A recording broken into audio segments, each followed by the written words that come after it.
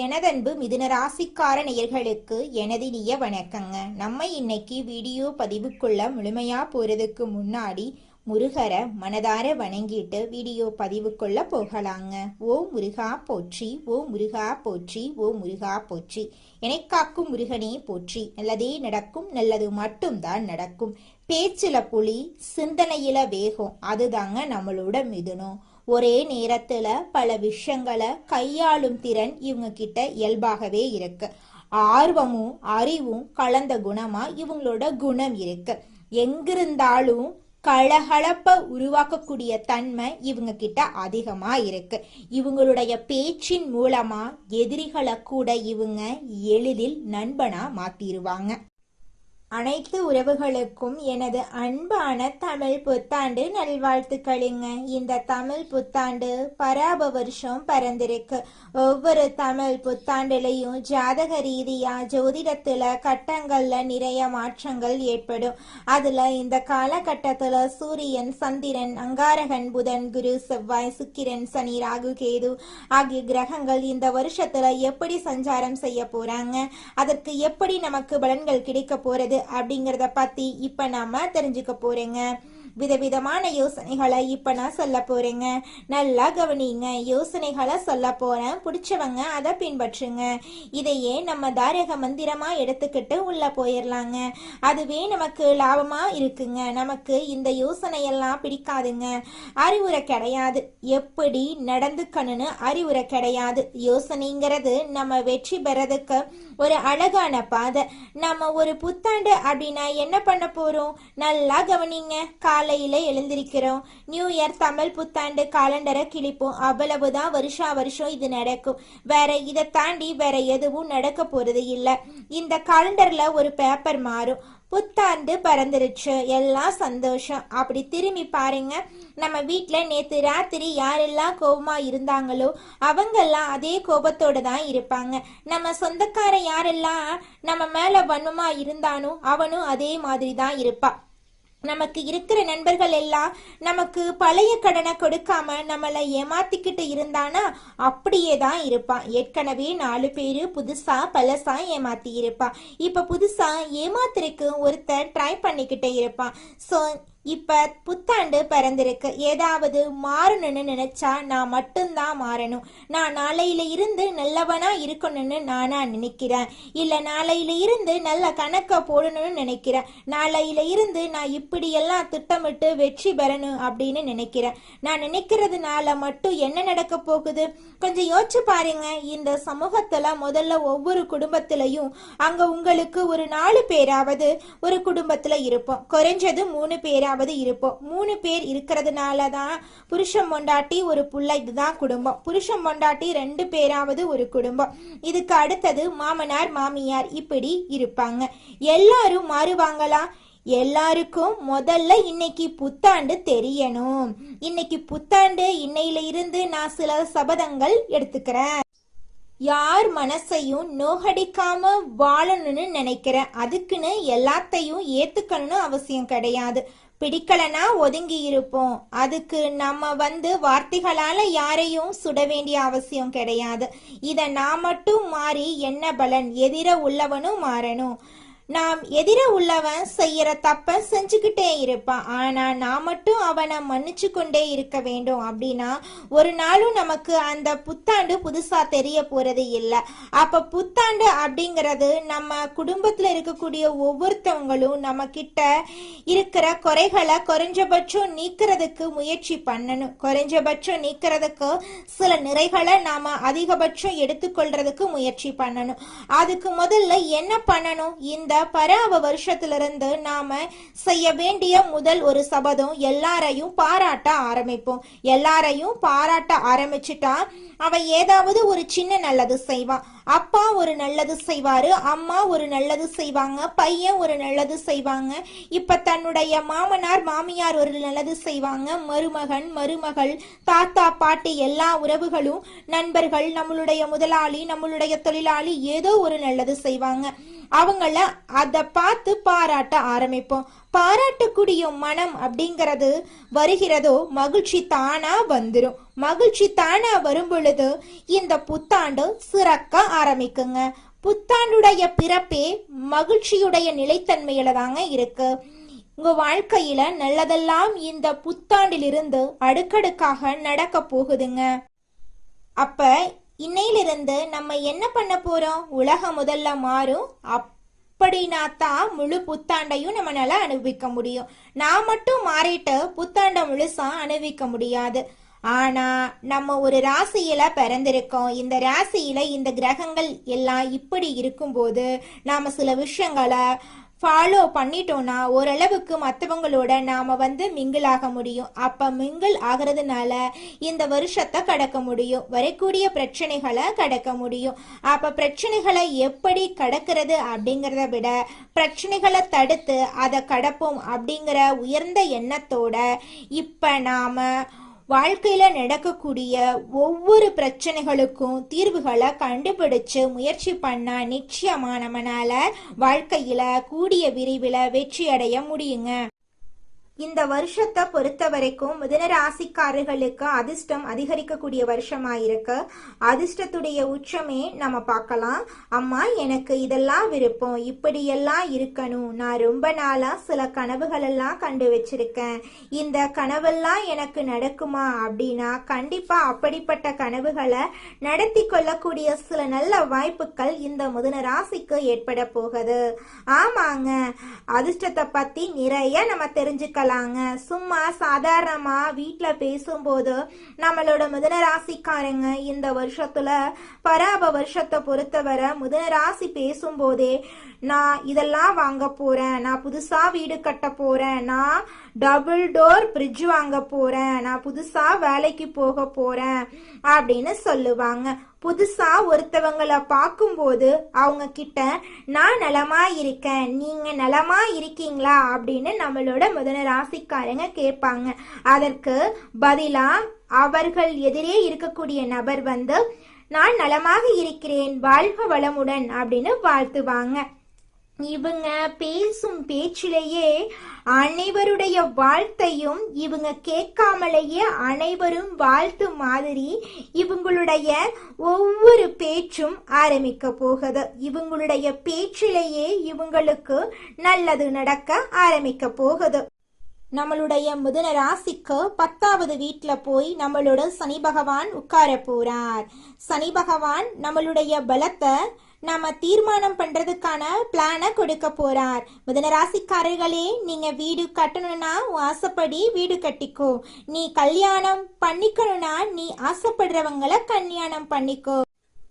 மிதுன ராசிக்காரர்களே, இந்த காலகட்டத்துல உங்களால செய்ய முடியாது, பேச முடியாது அப்படிங்கிற திங்கிங்கெல்லாம் நீங்க போக வேண்டாங்க.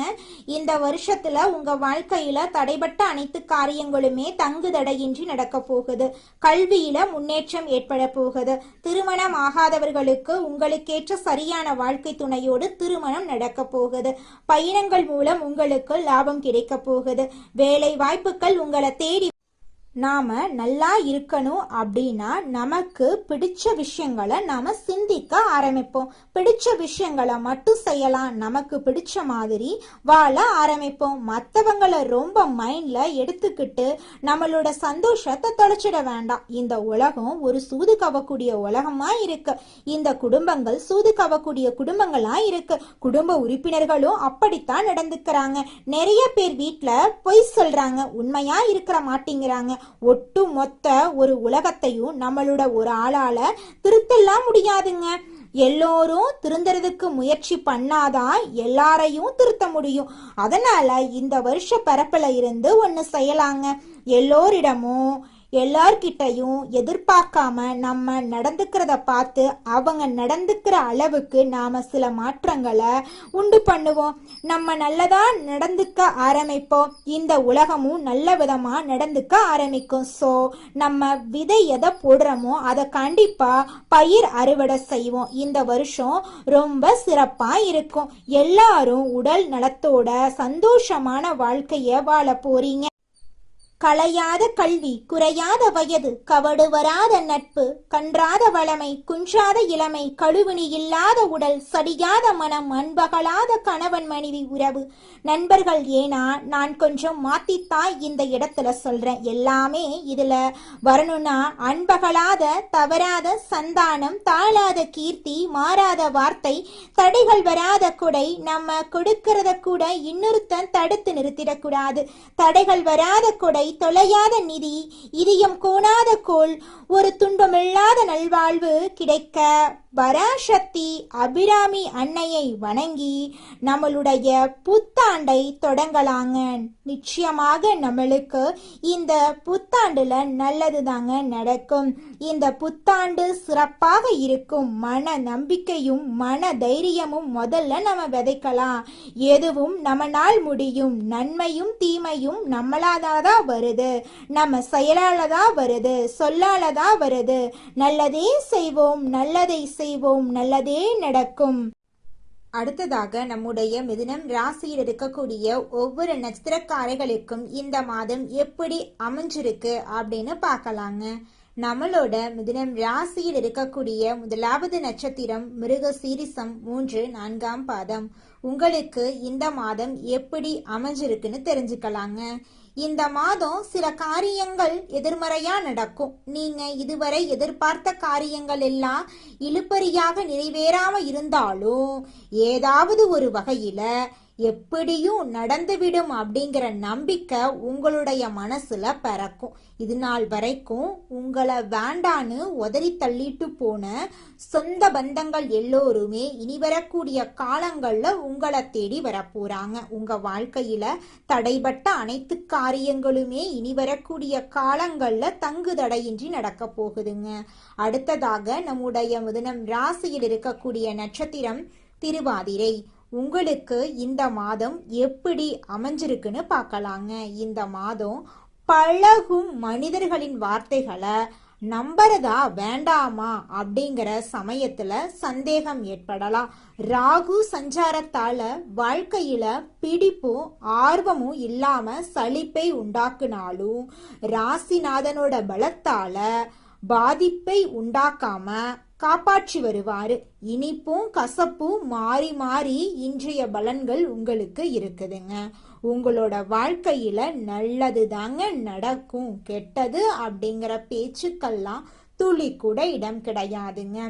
திருமணம் ஆகாதவங்களுக்கு திருமண தடை நீங்கி உங்களுக்கேற்ற சரியான வாழ்க்கை துணையோடு திருமணம் நடக்க போகுதுங்க. அடுத்ததாக நம்முடைய மிதுனம் ராசியில் இருக்கக்கூடிய நட்சத்திரம் புனர்பூசம் 1, 2, 3ஆம் பாதம். உங்களுக்கு இந்த மாதம் எப்படி அமைஞ்சிருக்குன்னு பார்க்கலாங்க. இந்த மாதம் குடும்பத்துல நிலவி வந்த பிரச்சனைகள் மறையும். சிலருக்கு திருமணம் மற்றும் சுப நிகழ்ச்சிகள் நடப்பதுல தாமதம் ஏற்படும்.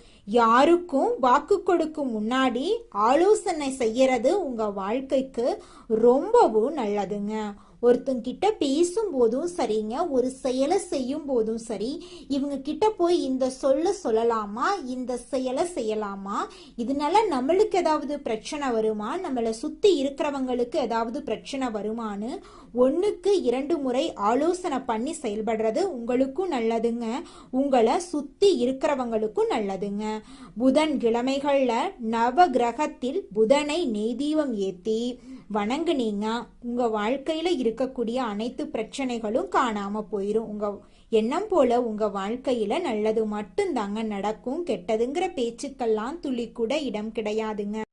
ஜோதிட சாஸ்திரத்துல 3ஆவதா அமைந்துள்ள ராசி தாங்க நம்மளோட மிதுனம் ராசி.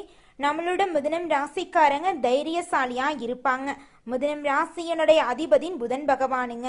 மிதுனம் ராசியில் இருக்கக்கூடிய நட்சத்திரம் யாராருன்னு பார்த்தீங்கன்னா மிருக சீரிசம் 3, 4ஆம் பாதங்க, திருவாதிரை, புனர்பூசம் 1, 2, 3ஆம் பாதம். இவங்க எல்லாரும் நம்மளோட மிதுனம் ராசியில இருக்கக்கூடிய நட்சத்திரங்க. புதன் பகவான் மிதுனம் ராசிய ஆட்சி செய்யறாருங்க. நம்மளோட மிதுனம் ராசிக்காரங்களுக்கு நட்பு ராசியா இருக்கக்கூடியவங்க யாராருன்னு பார்த்தீங்கன்னா ரிஷபம், கன்னி, துலாம். இவங்க எல்லாரும் நம்மளோட மிதுனம் ராசிக்காரங்களுக்கு நட்பு ராசியா இருக்காங்க. மிதுனம் ராசிக்காரங்க வாழ்க்கையில எவ்வளவு கஷ்டம் வந்தாலும் தைரியத்தை விட மாட்டாங்க. முயற்சி பண்ணிக்கிட்டே இருப்பாங்க. அடுத்தவங்க செய்ய முடியாதுன்னு ஒதுக்கி வச்ச காரியத்தை கூட அழகா திட்டம் தீட்டி அந்த காரியத்துல வெற்றி அடையக்கூடியவங்களா இருப்பாங்க. நம்மளோட மிதுனம் ராசிக்காரங்க எப்போதுமே சுறுசுறுப்பா இருப்பாங்க. மீன் போன்ற அழகிய கண்களை கொண்டவங்களா இவங்க இருப்பாங்க. இவங்களுக்கு சோம்பேறித்தனம் சுத்தமா கிடையாதுங்க. மிதுனம் ராசிக்காரர்களே, நீங்கள் உங்கள் வாழ்க்கையில் முக்கிய முடிவுகள் எடுக்கும்போது கவனமாக இருக்கணுங்க. ஒருத்தங்கிட்ட பேசும்போதும் சரிங்க, ஒரு செயலை செய்யும் போதும் சரிங்க, 1க்கு 2 முறை ஆலோசனை பண்ணிட்டு தான் நீங்கள் ஒருத்தங்கிட்ட ஒரு சொல்லணும். அவங்கக்கிட்ட அந்த சொன்னால் நம்மளுக்கு ஏதாவது பிரச்சனை வருமா, நம்மளை சுற்றி இருக்கிறவங்களுக்கு ஏதாவது பிரச்சனை வருமானு யோசிச்சு பார்த்துட்டு முடிவெடுக்கணுங்க. அதே நேரத்தில் நீங்கள் ஒரு செயலை செஞ்சாலும் இந்த செயலை செஞ்சால் நம்மளை சுற்றி இருக்கிறவங்களுக்கு இது ஏதாவது பிரச்சனை வந்துடுமோ, நம்மளுக்கே ஏதாவது பிரச்சனை வந்துருமோ அப்படின்னு 1க்கு 2-3 ஆலோசனை பண்ணிட்டு நீங்க முக்கிய முடிவுகள் எடுக்கிறது ரொம்பவும் நல்லதுங்க. எடுத்துக்காட்டுக்கு சொல்ல போனா, நீங்க கிட்ட 1,00,000 பணம் இருக்குதுங்க. அந்த 1,00,000 பணத்தை வச்சு ஒரு தொழில் தொடங்கணும்னு நினைக்கிறீங்க. அந்த நேரத்தில் உங்களுடைய உறவுகளும் நண்பர்களும், என்னப்பா நீ 1,00,000 தொழில் தொடங்குறன்னு சொல்ற, அது சின்ன தொழிலாக தான் இருக்கும், போய் பேங்க்ல போய் ஒரு 2-3 லட்சம் கடனை வாங்கி ஒரு 4-5 லட்சத்துக்கு ஒரு தொழில் தொடங்கினா கூட பரவாயில்ல அப்படின்னு எல்லாம் சொல்லுவாங்க. நீங்கள் அவங்களாம் சொல்கிறத கேட்டுட்டு பேங்க்கில் போய் கடன் வாங்குறது, வட்டிக்கு போய் கடன் வாங்குறது அப்படிங்கிற வேலையை பார்த்தீங்கன்னா அது உங்களுக்கு பெரிய பிரச்சனையை கொண்டு வந்து விட்டுருங்க. முக்கியமான தேவைகள் அப்போ போய் நம்ம கடனை வாங்கலாம். நம்மக்கிட்ட பணம் இருக்குது, அப்போ எதுக்குங்க நம்ம போய் கடன் வாங்கணும்? நம்மக்கிட்ட இருக்கிற பணத்தை வச்சு தொழில் தொடங்கி அப்புறம் நம்ம படிப்படியாக மேலே வந்துக்கலாம். ஒரே படத்துலையெல்லாம் ஒரே பாட்டில் பணக்காரர் ஆகிற மாதிரி நம்ம உண்மையான வாழ்க்கையில் ஒரே பாட்டிலையெல்லாம் பணக்காரர் ஆக முடியாதுங்க. அடுத்தவங்க சொல்கிறத கேட்கறதுக்கு முன்னாடி அவங்க சொல்கிறது நல்லதா, நம்மளுடைய நல்லதுக்கு சொல்றாங்களா, இல்லை நம்மளை கொண்டு போய் பிரச்சனையில மாட்டி விடுறதுக்கு சொல்றாங்களா அப்படிங்கிறத யோசிச்சு பார்த்து செயல்படுறது உங்க வாழ்க்கைக்கு ரொம்பவும் நல்லதுங்க. உங்களுடைய மனசு என்ன சொல்லுதோ அதை மட்டும் கேளுங்க. அடுத்தவங்களுக்காக வாழ வேண்டாம், உங்களுக்காக வாழுங்க. ஏன்னா கடவுள் உங்களுக்காக வாழதான் உங்களை படைச்சிருக்காரு. உலகத்தில் இருக்கிற நண்பர்களுக்காகவும் உங்களுடைய உறவுகளுக்காகவும் பயந்து வாழ்றதுக்காக கடவுள் நம்மளை படைக்கல. நம்ம யாரை கண்டு பயக்கணும்னு பார்த்தீங்கன்னா, நம்மளை படைச்ச கடவுளை கண்டு மட்டும் பயந்தா போதுங்க. உறவுகளோ சொந்த பந்தங்களோ நண்பர்களோ யாருமே நம்மளுக்கு உண்மையானவங்க கிடையாது அப்படிங்கிறத நீங்க எப்போ புரிஞ்சுக்கிறீங்களோ அப்பதாங்க உங்களால வாழ்க்கையில முன்னேற முடியும். உங்க வாழ்க்கையில மேலும் நல்லதெல்லாம் நடக்க நீங்க செய்யக்கூடிய பரிகாரம் என்ன பார்த்தீங்கன்னா, உங்க வீட்டுக்கு பக்கத்துல இருக்கக்கூடிய விநாயகர் ஆலயத்துக்கு போயிட்டு விநாயகர் கிட்ட உங்க வாழ்க்கையில இருக்கக்கூடிய நிறை குறைகளை சொல்லிக்கிட்டு வாங்க. கூடிய விரைவில் உங்க வாழ்க்கையில இருக்கக்கூடிய அனைத்து பிரச்சனைகளும் காணல் நீரா கரைஞ்சு போயிரும். உங்களுடைய எண்ணம் போல உங்க வாழ்க்கையில நல்லது மட்டும்தாங்க நடக்கும். கெட்டதுங்கிற பேச்சுக்கெல்லாம் துளி கூட இடம் கிடையாதுங்க. நன்றி, வணக்கம்.